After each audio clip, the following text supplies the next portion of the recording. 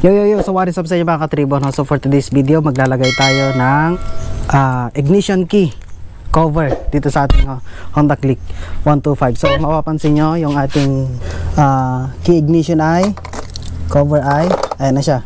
So ito, maglalagay tayo ng ganito. Hindi siya para arte, pero para na rin na-secure natin itong ating mga nakalagay dito sa ating ignition key. So gawin natin step by step tutorial. So ililink ko na lang dito yung kung saan ko nabili at kung magkano. Yan, nasa pin comments na rin. Alright, so ito na yung ating ignition key cover. So sinong natin sa plastic. So ito ay naka-tape lang, kung mapapansin nyo. Ayan o, naka-tape lang siya. So para to dito, sana kumasya. Ayan, yan. Isin lang natin.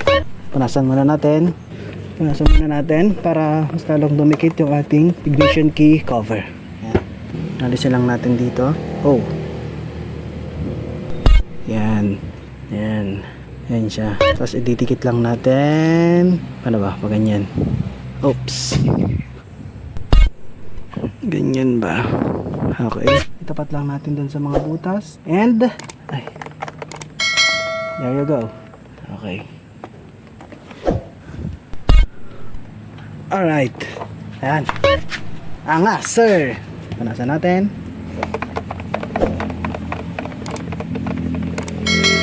Hindi kaya mabilis mag-fade to. Sana hindi. Alright. Bukan natin yung ating susi.